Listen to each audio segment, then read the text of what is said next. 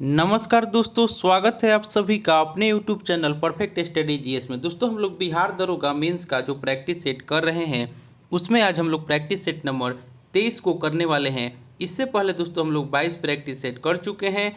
अगर उसे आपने नहीं देखे हैं तो मेरे प्लेलिस्ट में जाकर उसे देख सकते हैं। दोस्तों, यह प्रैक्टिस सेट हम लोग केबीसी नैनो बुक से कर रहे हैं। दोस्तों, आपसे एक रिक्वेस्ट है, आप मेरे चैनल पर नए हैं इसे सब्सक्राइब कर लें, इसे लाइक करना ना भूलें, दोस्तों में शेयर करें फेसबुक, व्हाट्सएप, टेलीग्राम के माध्यम से। और दोस्तों, अगर आपको इसका पीडीएफ चाहिए तो डिस्क्रिप्शन में हम टेलीग्राम का लिंक दे दिए हैं, आप लोग वहां से इसे प्राप्त कर सकते हैं। और दोस्तों, बिहार दरोगा मीन्स का हम बहुत सारा प्रैक्टिस सेट कराए हुए हैं पब्लिकेशन का, आप लोग जा करके उसे प्लेलिस्ट में देख सकते हैं। तो चलिए दोस्तों, स्टार्ट करते हैं आज का प्रैक्टिस सेट। और दोस्तों, कोई भी क्वेश्चन में अगर डाउट लगता है तो आप उसे कमेंट करके पूछ सकते हैं। क्वेश्चन नंबर पहला मैच कह रहा है कि जानवरों में संग्रहित होने वाला प्राकृतिक बहुलक ग्लाइकोजन है। एक का राइट आंसर हो जाएगा ऑप्शन नंबर डी, यानी कि पॉलीसेकेराइड। यानी कि ग्लाइकोजन का एक बहुशाखीय पॉलीसेकेराइड है जो कवक और बैक्टीरिया में ऊर्जा भंडार के रूप में कार्य करता है। और पॉलीसेकेराइड संरचना शरीर में ग्लूकोज के मुख्य भंडारण रूप का प्रतिनिधित्व करती है। यानी कि option number D right answer हो जाएगा, पॉलीसेकेराइड। नेक्स्ट देख लेते हैं क्वेश्चन नंबर 2 में कह रहा है कि वायु में ध्वनि तरंग होती है। 2 का राइट आंसर हो जाएगा ऑप्शन नंबर बी, यानी कि अनुदैर्ध्य तरंग होती है। ध्वनि एक यांत्रिक तरंग है और इसके संचरण के लिए माध्यम की आवश्यकता होती है। और निर्वात में ध्वनि का संचरण नहीं होता है और वायु में ध्वनि का संचरण अनुदैर्ध्य तरंग के रूप में होता है। यानी कि option number B right answer हो जाएगा। क्वेश्चन नंबर 3 कह रहा है कि निम्नलिखित में से किस विटामिन को ऑर्गो कैल्सीफेरॉल कहते हैं। 3 का राइट आंसर हो जाएगा ऑप्शन नंबर ए, यानी कि विटामिन D2 को। विटामिन D2 जो है इसको हम लोग ऑर्गो कैल्सीफेरॉल कहते हैं। और ऑप्शन नंबर बी में दे रहा है विटामिन D3, इसको हम लोग कॉल कैल्सीफेरॉल कहते हैं। और विटामिन B12 को साइनोकोबाल्मिन के नाम से जाना जाता है। और विटामिन B6 है जिसको हम लोग पायरोडॉक्सिन के नाम से जानते हैं। इसका right answer option number A हो जाएगा, विटामिन D2। क्वेश्चन नंबर 4 कह रहा है कि अल्बर्ट आइंस्टीन थे एक प्रसिद्ध। 4 का राइट आंसर हो जाएगा ऑप्शन नंबर सी, यह आपको एक भौतिक शास्त्री थे। नेक्स्ट देख लेते हैं क्वेश्चन नंबर 5 में कह रहा है कि रक्त का कौन सा अवयव जो है वह शरीर की मांसपेशियों में ऑक्सीजन एकत्रित करता है। 5 का राइट आंसर हो जाएगा ऑप्शन नंबर बी, यानी कि हीमोग्लोबिन यानी कि लाल रक्तकण आरबीसी में हीमोग्लोबिन होता है जिसमें हीम नामक रंजक होता है, जिसके कारण रक्त का रंग जो होता है वह लाल होता है। यानी कि इसका right answer option number B हो जाएगा, यानी कि हीमोग्लोबिन। और ग्लोबिन जो होता है, ग्लोबिन वह आपको लोह युक्त डाइऑक्साइड के प्रयोग करने की क्षमता रखता है। और आरबीसी का मुख्य कार्य शरीर की हर कोशिका में ऑक्सीजन पहुंचाना एवं CO2 को वापस लाना है। ऑप्शन नंबर बी इसका राइट आंसर हो जाएगा। क्वेश्चन नंबर 6 में आपको कह रहा है कि विद्युत संचरण के लिए उच्च वोल्ट ग्रिड का उपयोग किया जाता है, कारण। 6 का राइट आंसर हो जाएगा ऑप्शन नंबर डी, यानी कि ऊष्मा की हानि कम है। यानी कि विद्युत संचरण के लिए उच्च वोल्ट ग्रिड का उपयोग करने से ऊष्मा की हानि कम होती है। यानी कि ऑप्शन नंबर डी इसका राइट आंसर हो जाएगा। क्वेश्चन नंबर 7 दोस्तों, जो भी क्वेश्चन में डाउट लगे पहले आप लोग उसे बुक से एक बार देख लें, उसके बाद आप लोग कमेंट करें। तो आप लोग एक बार इसे चेक करके कमेंट करें। कह रहा है कि आधुनिक आवर्त सारणी में बाईं ओर उपस्थित एकलौती अधातु कौन सी है। 7 का राइट आंसर हो जाएगा ऑप्शन नंबर ए, यानी कि हाइड्रोजन।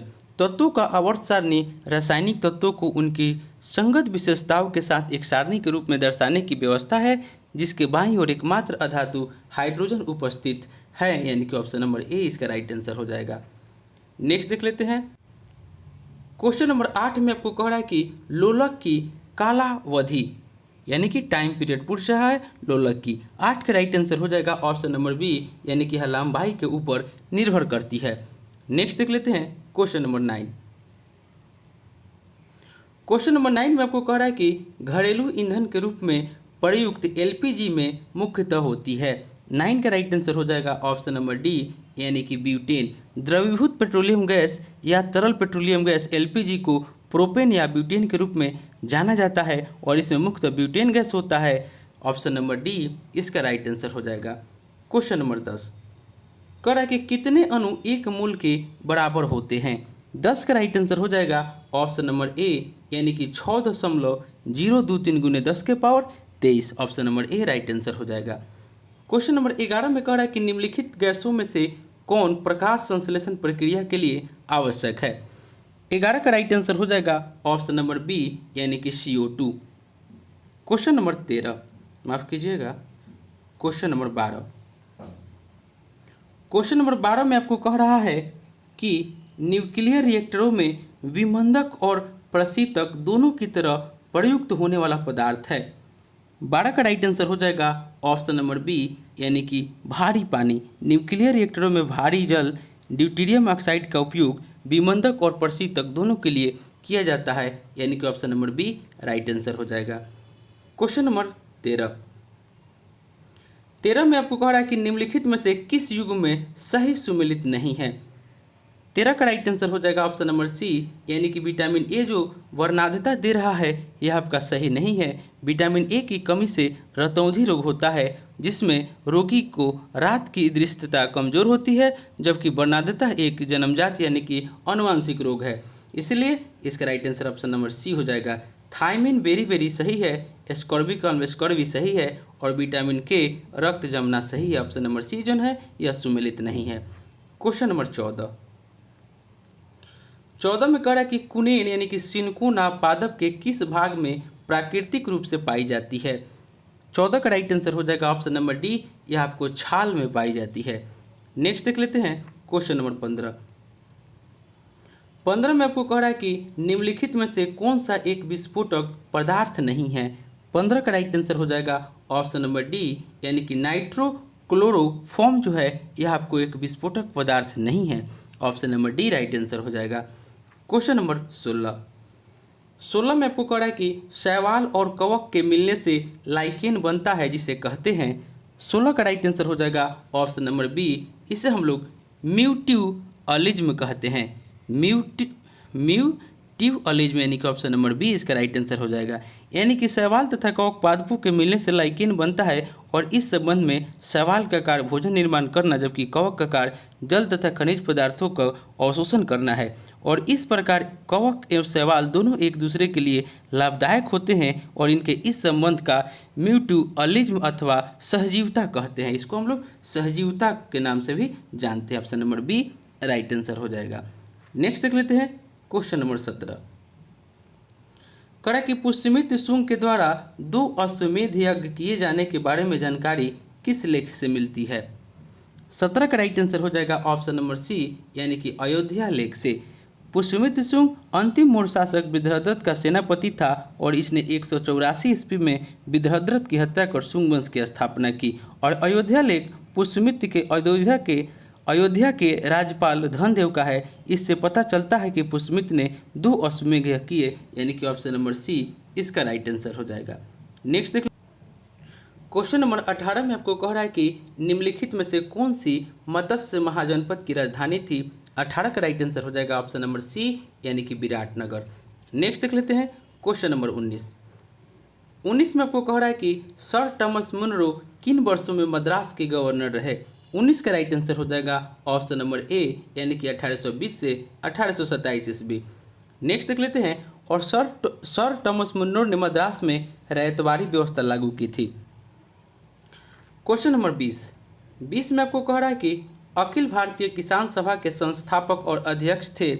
20 का राइट आंसर हो जाएगा ऑप्शन नंबर बी यानी कि स्वामी सहजानंद सरस्वती। अखिल भारतीय किसान सभा की स्थापना अप्रैल 1936 में स्वामी सहजानंद के द्वारा की गई थी, यानी कि ऑप्शन नंबर बी इसका राइट आंसर हो जाएगा। नेक्स्ट देख लेते हैं क्वेश्चन नंबर 21 में आपको कह रहा है कि मेगास्थनीज दूध था। 21 का राइट आंसर हो जाएगा ऑप्शन नंबर ए, यह आपको सेलुकस का दूध था। मेगास्थनीज सेलुकस निकोटर का राजदूत था जो कि चंद्रगुप्त मौर्य के राज दरबार में आया था और इसने अपनी पुस्तक इंडिका में मौर्योगिन समाज और संस्कृति के विषय में लिखा है। ऑप्शन नंबर ए इसका राइट आंसर हो जाएगा।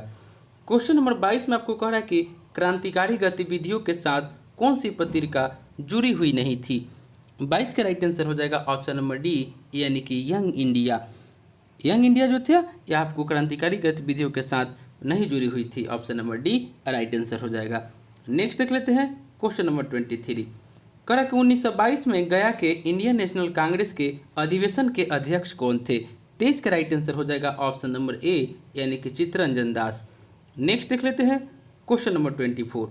कड़ा कि अजात शत्रु के वंश का नाम क्या था? 24 का राइट आंसर हो जाएगा ऑप्शन नंबर बी, ये आपको हड़यक वंश था। अजात शत्रु 493 ईस्वी पूर्व से 461 ईस्वी पूर्व हड़यक वंश का शासक था और उसे कुनिक भी कहा जाता है। Option number B right answer हो जाएगा। क्वेश्चन नंबर 25 में कह रहा है कि स्वराज दल की स्थापना किसने की? 25 का राइट आंसर हो जाएगा ऑप्शन नंबर डी, यानी कि चित्तरंजन दास और मोतीलाल नेहरू के द्वारा स्वराज दल की स्थापना की गई और 1 जनवरी 1923 को चित्तरंजन दास तथा मोतीलाल नेहरू और विट्ठल भाई पटेल, मदन मोहन मालवीय और जयकर के साथ मिलकर इलाहाबाद में कांग्रेस खिलाफत स्वराज पार्टी यानी कि स्वराज दल की स्थापना की। ऑप्शन नंबर डी इसका राइट आंसर हो जाएगा। क्वेश्चन नंबर 26 में कह रहा है कि किसके प्रयत्नों से बिहार प्रांतीय कांग्रेस का दूसरा अधिवेशन हुआ? 26 का राइट आंसर हो जाएगा ऑप्शन नंबर बी, यानी कि श्री दीप नारायण सिंह। नेक्स्ट देख लेते हैं क्वेश्चन नंबर 27 में कह रहा है कि अंतिम मौर्य सम्राट था। 27 का राइट आंसर हो जाएगा ऑप्शन नंबर डी, यानी कि बृहद्रथ। अंतिम मौर्य सम्राट बृहद्रथ था और बृहद्रथ की हत्या उसके सेनापति पुष्यमित्र शुंग के द्वारा 184 ईस्वी में की गई और इसी ने एक नए राजवंश शुंग वंश की स्थापना की। ऑप्शन नंबर डी इसका राइट आंसर हो जाएगा, यानी कि Brihadratha. Option number D. Next देख लेते हैं क्वेश्चन नंबर 28। करा कि फॉरवर्ड ब्लॉक के संस्थापक थे। 28 का राइट आंसर हो जाएगा ऑप्शन नंबर डी, यानी कि सुभाष चंद्र बोस। 1939 में आपको सुभाष चंद्र बोस ने कांग्रेस के अध्यक्ष पद से त्यागपत्र दे दिया और बाद में फॉरवर्ड ब्लॉक नाम के उग्र दल की स्थापना की, यानी कि ऑप्शन नंबर डी इसका राइट आंसर हो जाएगा। क्वेश्चन नंबर 29 में आपको कह रहा है कि मुगल प्रशासन में मुहतसिब था। 29 का राइट आंसर हो जाएगा ऑप्शन नंबर सी, यानी कि लोक आचरण अधिकारी। मुगल प्रशासन में मुहतसिब लोक आचरण अधिकारी था और उसका मुख्य कार्य प्रजा के आचरण को उच्च बनाए रखना था, यानी कि option number C right answer हो जाएगा। क्वेश्चन नंबर 30 में कह रहा है कि सुरक्षा प्रकोष्ठ यानी कि रिंग फ्रेंच की नीति संबंधित है। 30 का राइट आंसर हो जाएगा ऑप्शन नंबर ए, यानी कि वारेन हेस्टिंग से। सुरक्षा प्रकोष्ठ या घेरे की नीति 1765 से 1813 ईस्वी तक लागू रही और इस नीति से मुख्यतः वारेन हेस्टिंग तथा वेलेस्ली संबंधित थे, यानी कि option number A right answer हो जाएगा। क्वेश्चन नंबर 31 कह रहा है कि किसके राज्य में विदेशी यात्री इब्न बतूता भारत में आया? 31 का राइट आंसर हो जाएगा ऑप्शन नंबर डी, यानी कि मोहम्मद बिन तुगलक के शासनकाल में। विदेशी यात्री इब्न बतूता मोहम्मद बिन तुगलक के शासनकाल के दौरान 1333 ईस्वी में भारत आया। Option number D right answer हो जाएगा। नेक्स्ट देख लेते हैं क्वेश्चन नंबर 32 में कह रहा है कि किस मुगल शासक ने आलमगीर की उपाधि धारण की थी? 32 का राइट आंसर हो जाएगा ऑप्शन नंबर डी, यानी कि औरंगजेब। मुगल शासक औरंगजेब ने आलमगीर की उपाधि धारण की थी और 31 जुलाई 1658 को औरंगजेब ने आगरा में आलमगीर की उपाधि से अपना राज्याभिषेक कराया था, यानी कि option number D right answer हो जाएगा। क्वेश्चन नंबर 33 करा कि तराइन की प्रथम लड़ाई किनके मध्य लड़ी गई थी? 33 का राइट आंसर हो जाएगा ऑप्शन नंबर ए, यानी कि पृथ्वीराज चौहान और मोहम्मद गोरी के बीच। तराइन का प्रथम युद्ध 1191 में लड़ा गया था। Option number A right answer हो जाएगा। नेक्स्ट देख लेते हैं क्वेश्चन नंबर 34 में कह रहा है कि साहने गुरुजी ने किस समाचार पत्र पत्रिका की शुरुआत की थी? 34 का राइट आंसर हो जाएगा ऑप्शन नंबर डी, यानी कि साधना। साहने गुरुजी ने साधना नामक पत्रिका की शुरुआत की थी और पांडुरंग सदाशिव साहने को साहने गुरुजी के नाम से जाना जाता है। Option number D right answer हो जाएगा। 35 में कह रहा है कि हड़प्पा स्थल किस नदी के तट पर अवस्थित है? 35 का राइट आंसर हो जाएगा ऑप्शन नंबर डी, यह आपको रावी नदी के तट पर अवस्थित है। हड़प्पा पूर्वोत्तर पाकिस्तान के पंजाब प्रांत का एक पुरातात्विक स्थल है और यह रावी नदी के तट पर स्थित है, यानी कि option number D right answer हो जाएगा। 36 में कह रहा है कि प्रथम आंग्ल सिख युद्ध निम्नलिखित में से किन वर्षों में हुआ था? 36 का राइट आंसर हो जाएगा ऑप्शन नंबर बी, यह आपको 1845 से 46 ईस्वी में हुआ था। प्रथम आंग्ल सिख युद्ध लॉर्ड हार्डिंग के काल में सिख शासक दिलीप सिंह और उनके वजीर लाला सिंह सेनापति तेजा सिंह के विरुद्ध लड़ा गया, यानी कि option number B right answer हो जाएगा। Question number 37। क्वेश्चन नंबर 37 में कह रहा है कि मुंगेर निम्नलिखित में से किसकी राजधानी थी। 37 का राइट आंसर हो जाएगा ऑप्शन नंबर ए, यह आपको मीर कासिम की राजधानी थी। रॉबर्ट क्लाइव के हाथों की कठपुतली नवाब मीर जाफर को अंग्रेजों ने 1760 ईस्वी में हटाकर उसके दामाद मीर कासिम को बंगाल का नवाब बनाया था और मीर कासिम ने अपनी राजधानी को मुर्शिदाबाद से मुंगेर स्थानांतरित किया था, यानी कि ऑप्शन नंबर ए इसका राइट आंसर हो जाएगा। नेक्स्ट देख लेते हैं क्वेश्चन नंबर 38। कड़ा कि वनस्पति जलवायु का सही सूचक है, यह कथन संबंधित है। 38 का राइट आंसर हो जाएगा ऑप्शन नंबर बी, यानी कि कोपेन। जर्मन वनस्पति विज्ञानी तथा जलवायु विज्ञानवेत्ता व्लादिमीर कोपेन ने वर्ष 1900 में विश्व की जलवायु का वर्णनात्मक वर्गीकरण प्रस्तुत किया और कोपेन ने वनस्पति को जलवायु का सही सूचक माना है, यानी कि option number B right answer हो जाएगा। Question number 39। कड़ा कि अंतर्राष्ट्रीय सौर संगठन का सचिवालय वर्तमान में निम्नलिखित में से किस स्थान पर स्थित है। 39 का राइट आंसर हो जाएगा ऑप्शन नंबर सी, यह आपको गुरुग्राम में स्थित है। नेक्स्ट देख लेते हैं क्वेश्चन नंबर 40। कड़ा कि आपातकाल के प्रवर्तन में रहने के लिए किस सदन का अनुमोदन 30 दिन के अंदर होना चाहिए। 40 का राइट आंसर हो जाएगा ऑप्शन नंबर बी, यानी कि लोकसभा। भारतीय संविधान के अनुच्छेद 352 में राष्ट्रीय आपातकाल से संबंधित प्रावधान है और आपातकाल में मौलिक अधिकार को निलंबन करने का अधिकार राष्ट्रपति को है और आपातकाल के प्रवर्तन में रहने के लिए लोकसभा का अनुमोदन 30 दिन के अंदर होना चाहिए और अनुच्छेद 20 और 21 को किसी भी हालत में समाप्त या कम नहीं किया जा सकता, यानी कि option number B right answer हो जाएगा। नेक्स्ट देख लेते हैं क्वेश्चन नंबर 41 में आपको कह रहा है कि क्वेश्चन नंबर 41 में कि निम्नलिखित में से किसे जेवी नार्लिकर के अनुसार अभी तक विज्ञान नहीं माना जाता है। 41 का राइट आंसर हो जाएगा ऑप्शन नंबर ए, यानी कि ज्योतिष को। नेक्स्ट देख लेते हैं क्वेश्चन नंबर 42। 42 में जलप्रपात है और नदी है, उसका मिलान करना है, यानी कि दे रहा है कि दूध सागर जो है वह आपको इसका हो जाएगा ऑप्शन नंबर 4, यानी कि मांडवी, यानी कि मांडवी कर्नाटक के गोवा की सीमा पर है। उसके बाद डुडुमा जो है वो आपका दे रहा है कि कोरापुट या उड़ीसा, यानी कि देख लेते हैं इसका आप लोग मिलान करके ही हम पूरा देख लेते हैं डिटेल में, यानी कि इसका right answer option number A हो जाएगा, यानी कि दूध सागर जो हो जाएगा वह मांडवी हो जाएगा। उसके बाद डुडुमा जो है वह आपको मत्स्य कुंड हो जाएगा, यानी कि 2 नंबर। उसके बाद कोकाक जो है वह घाट प्रभा और जोग जो है वह वो जोग और शरावती हो जाएगा, शरावती नदी, और गोकक जो हो जाएगा वह घाट प्रभा नदी, यानी कि ऑप्शन नंबर ए इसका राइट आंसर हो जाएगा। नेक्स्ट देख लेते हैं क्वेश्चन नंबर 43। 43 में कह रहा है कि जैव विविधता को अधिकतम संकट है, जैव विविधता को अधिकतम संकट है, यानी कि 43 का राइट आंसर हो जाएगा ऑप्शन नंबर ए, यानी कि प्राकृतिक निवास एवं वनस्पतियों के विनाश से, option number A right answer हो जाएगा। क्वेश्चन नंबर 44 में नीचे दिए गए कुट से निम्नलिखित झीलों को क्षेत्रफल की दृष्टि से सही अवरोही क्रम में व्यवस्थित करना है। 44 का राइट आंसर हो जाएगा ऑप्शन नंबर ए, यानी कि पहले ग्रेट सुपीरियर हो जाएगा, उसके बाद विक्टोरिया, उसके बाद बैकाल और अंत में ग्रेट बियर हो जाएगा, यानी कि option number A right answer हो जाएगा। नेक्स्ट देख लेते हैं क्वेश्चन नंबर 45 में आपको कह रहा है कि दूध गंगा नदी निम्नलिखित में से किसमें अवस्थित है। 45 का राइट आंसर हो जाएगा ऑप्शन नंबर ए, यह आपको जम्मू एवं कश्मीर में स्थित है। दूध गंगा नदी जम्मू एवं कश्मीर में अवस्थित है और यह चिनाब की सहायक नदी है, यानी कि option number A right answer हो जाएगा। क्वेश्चन नंबर 46 में आपको कह रहा है कि निम्नलिखित में से किसको प्रातःकालीन शांत स्थल कहा जाता है। 46 का राइट आंसर हो जाएगा ऑप्शन नंबर डी, यानी कि दक्षिण कोरिया को। नेक्स्ट देख लेते हैं क्वेश्चन नंबर 47 में आपको कह रहा है यानी कि नदी है और बांध है, यानी कि आपको मिलान करना है। 47 का राइट आंसर हो जाएगा ऑप्शन नंबर डी, यानी कि कोलोरेडो नदी जो है वह आपको हुबर हो जाएगा, यानी कि हुबर बांध, कोलोरेडो नदी हुबर बांध। उसके बाद दामोदर नदी जो है वह आपको पंचेत हिल हो जाएगा। उसके बाद नील नदी आसोन बांध, उसके बाद जाम्बेजी नदी वह आपको कैरीबा बांध, यानी कि 47 का right answer option number D हो जाएगा। क्वेश्चन नंबर 48 में आपको कह रहा है कि INA के अधिकारियों पर मुकदमा चलाया गया था। 48 का राइट आंसर हो जाएगा ऑप्शन नंबर ए, यानी कि लाल किला दिल्ली में। नेक्स्ट देख लेते हैं क्वेश्चन नंबर 49। कह रहा है कि मीथेन जिसके वायुमंडल में उपस्थित है वह है 49 का राइट आंसर हो जाएगा ऑप्शन नंबर सी, यानी कि बृहस्पति।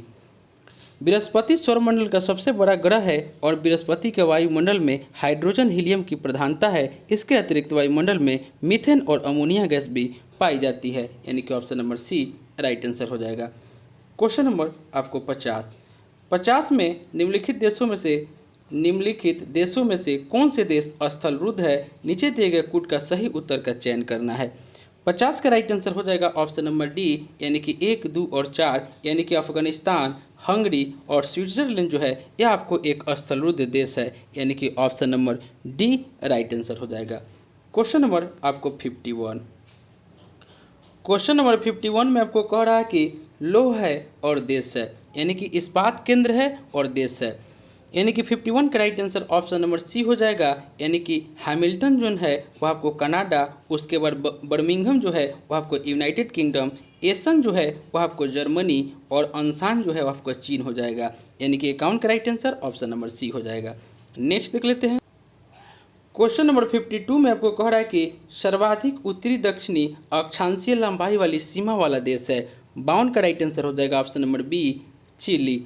नेक्स्ट देख लेते हैं क्वेश्चन नंबर 53 में आपको कह रहा है कि निम्नलिखित में से कौन सा विश्व का कहवा पतन के नाम से जाना जाता है? 53 का राइट आंसर हो जाएगा ऑप्शन नंबर बी, यानी कि सैंटोस जो है वह आपको विश्व का कहवा पतन के नाम से जाना जाता है। नेक्स्ट देख लेते हैं क्वेश्चन नंबर 54। कह रहा है कि राष्ट्रीय जलमार्ग 1 जोड़ता है। 54 का राइट आंसर हो जाएगा ऑप्शन नंबर सी, ये आपको हल्दिया को इलाहाबाद से जोड़ता है। नेक्स्ट देख लेते हैं क्वेश्चन नंबर 55 में कह रहा है कि निम्नलिखित में से कौन संविधान के अनुच्छेद 21 के दायरे में नहीं आता है? 55 का राइट आंसर हो जाएगा ऑप्शन नंबर बी, यानी कि कार्यस्थल पर महिलाओं का लैंगिक उत्पीड़न जो है यह आपको अनुच्छेद 21 के दायरे में नहीं आता है, यानी कि option number B right answer हो जाएगा। क्वेश्चन नंबर 56 कह रहा है कि लोकसभा के सदस्य बनने हेतु न्यूनतम आयु क्या है? 56 का राइट आंसर हो जाएगा ऑप्शन नंबर सी, यानी कि 25 वर्ष। क्वेश्चन नंबर 57 कह रहा है कि भारतीय संविधान में शामिल है। 57 का राइट आंसर हो जाएगा ऑप्शन नंबर ए, यानी कि 395 अनुच्छेद, 22 भाग एवं 12 अनुसूचियाँ, यानी कि option number A right answer हो जाएगा। क्वेश्चन नंबर 58 में आपको कह रहा है कि एक उच्च न्यायालय के न्यायाधीश अपना त्यागपत्र संबोधित करता है। 58 का राइट आंसर हो जाएगा ऑप्शन नंबर ए, यानी कि राष्ट्रपति को। भारतीय संविधान के अनुच्छेद 214 में राज्यों के उच्च न्यायालय का प्रावधान है। अनुच्छेद 217 के क के अनुसार कोई भी न्यायाधीश राष्ट्रपति को अपना त्यागपत्र संबोधित कर सकता है। Option number A right answer हो जाएगा। क्वेश्चन नंबर 59 में आपको कह रहा है कि यदि राष्ट्रपति या उपराष्ट्रपति का पद खाली हो तो भारत के राष्ट्रपति के पद पर कौन होता है? 59 का राइट आंसर हो जाएगा ऑप्शन नंबर बी, यानी कि भारत का मुख्य न्यायाधीश। क्वेश्चन नंबर 60 में आपको कह रहा है कि कानूनी विषयों पर राज्य सरकार को कौन परामर्श देता है? 60 का राइट आंसर हो जाएगा ऑप्शन नंबर बी, यानी कि एडवोकेट जनरल। अनुच्छेद 165 के अंतर्गत राज्य सरकार को कानूनी विषयों पर महाधिवक्ता यानी कि एडवोकेट जनरल सलाह देता है, यानी कि option number B right answer हो जाएगा। क्वेश्चन नंबर 61 में कह रहा है कि भारत में किसी भी सदन का सदस्य हुए बिना कोई व्यक्ति कब तक मंत्री पद पर आसीन रह सकता है? 61 का राइट आंसर हो जाएगा ऑप्शन नंबर बी, यानी कि 6 महीने तक। भारतीय संविधान के अनुच्छेद 75 के 5 में स्पष्ट किया गया है कि कोई मंत्री यदि लगातार 6 महीने तक संसद के किसी सदन का सदस्य नहीं रहता है तो उस अवधि के पूरा होने की तिथि से मंत्री पद धारण नहीं करेगा, यानी कि option number B right answer हो जाएगा। क्वेश्चन नंबर 62 में कह रहा है कि ब्याज भुगतान एक आइटम है। 62 का राइट आंसर हो जाएगा ऑप्शन नंबर ए, यानी कि राजस्व व्यय का। क्वेश्चन नंबर 63 कह रहा है कि संशोधित मूल वर्धित कर का संबंध है। 63 का राइट आंसर हो जाएगा ऑप्शन नंबर ए, यानी कि बिक्री कर से। क्वेश्चन नंबर 64 में कह रहा है कि इंद्रधनुषीय क्रांति का संबंध है। 64 का राइट आंसर हो जाएगा ऑप्शन नंबर डी, यानी कि उपरोक्त सभी से हरित क्रांति, श्वेत क्रांति और नीली क्रांति तीनों से संबंधित है, यानी कि option number D right answer हो जाएगा। नेक्स्ट देख लेते हैं क्वेश्चन नंबर 65 में कह रहा है कि भारत डायनामाइट लिमिटेड केंद्र जो है वह कहाँ स्थित है। 65 का राइट आंसर हो जाएगा ऑप्शन नंबर बी, यह आपको हैदराबाद में स्थित है और इसकी स्थापना 1970 में किया गया था। नेक्स्ट देख लेते हैं क्वेश्चन नंबर 66। कह कि निम्नलिखित में से भारत की राष्ट्रीय आय का सबसे मुख्य स्रोत कौन सा है। 66 का राइट आंसर हो जाएगा ऑप्शन नंबर ए, यानी कि सेवा क्षेत्र। नेक्स्ट देख लेते हैं क्वेश्चन नंबर 67 में आपको कह रहा है कि प्रधानमंत्री ग्रामोदय योजना का कौन सा अवयव नहीं है।